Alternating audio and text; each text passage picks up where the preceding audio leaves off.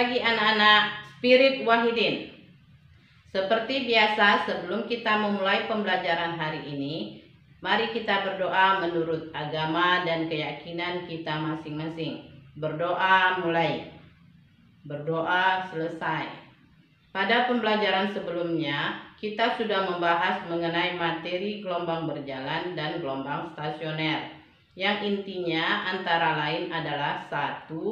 Superposisi dua gelombang memiliki amplitudo dan frekuensi yang sama, tetapi arah rambatnya berlawanan. Yang kedua, persamaan umum gelombang berjalan adalah Y sama dengan plus minus A sin buka kurung KX plus minus omega T plus theta 0 tutup kurung.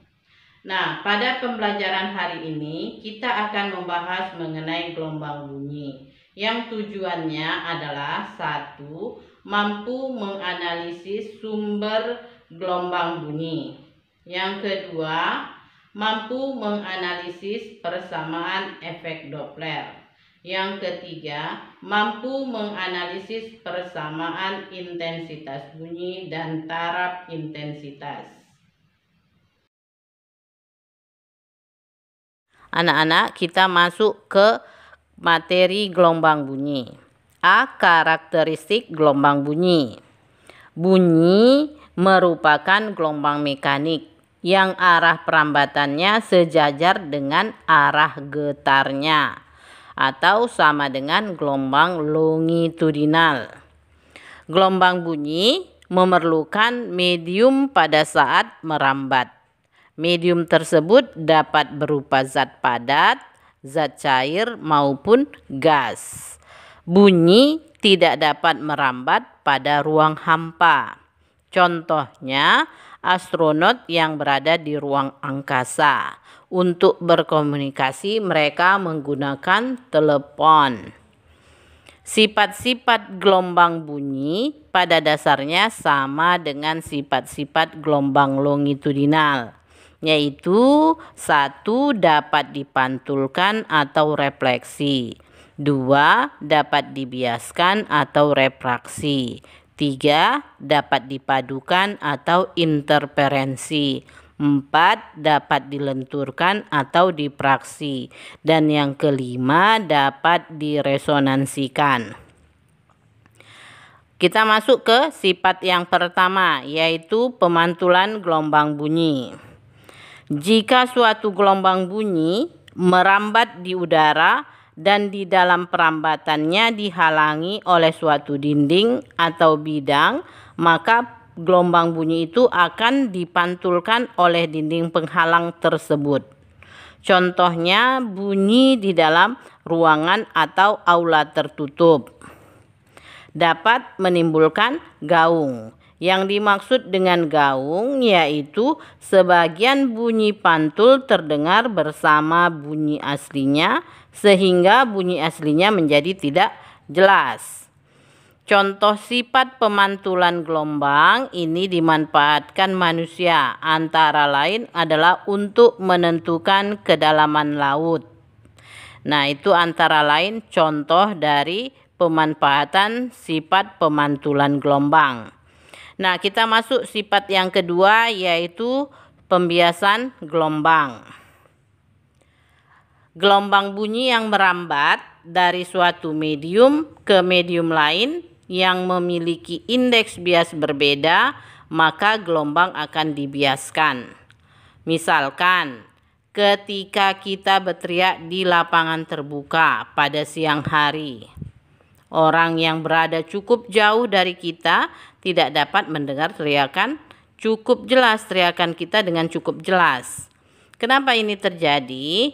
Ini disebabkan karena sebagian bunyi akan dibiaskan ke angkasa oleh lapisan udara dingin yang ada di atas lapisan udara panas.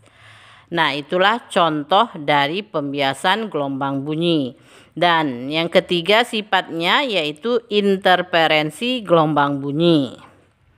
Sifat gelombang bunyi adalah dapat mengalami interferensi. Interferensi merupakan perpaduan dua buah gelombang atau lebih pada tempat dan waktu yang sama. Bunyi ada dua, yaitu bunyi kuat atau bunyi lemah yang terdengar secara bervariasi. Nah, bunyi keras terdengar pada saat terjadi interferensi yang saling menguatkan atau konstruktif.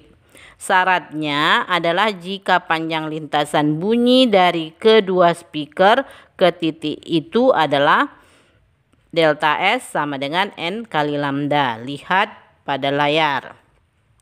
Jika selisih panjang lintasannya adalah delta S sama dengan 2N kurang 1 kali setengah lambda, maka di situ delta S itu adalah beda panjang lintasan, lambda panjang gelombang, N-nya itu sama dengan 1, 2, 3, dan seterusnya.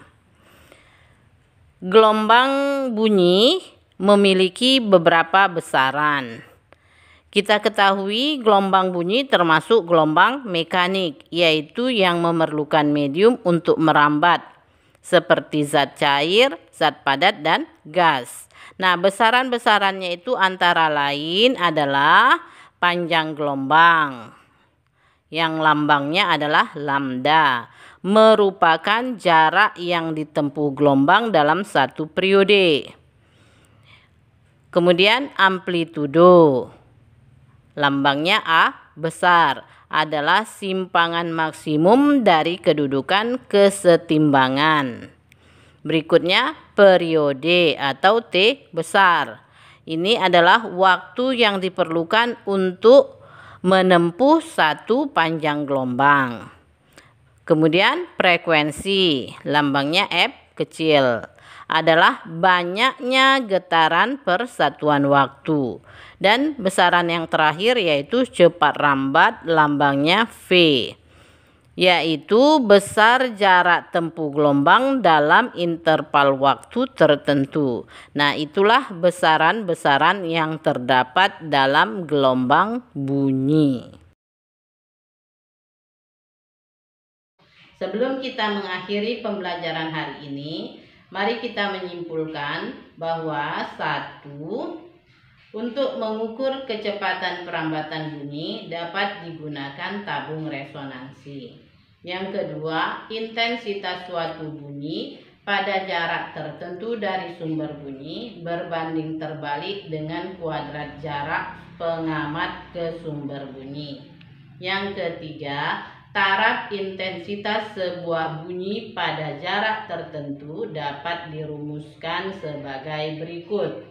TI sama dengan 10 log I per I0. Demikianlah pembelajaran hari ini. Semoga anak-anak dapat memahaminya dan tetap semangat belajar. Salam sehat.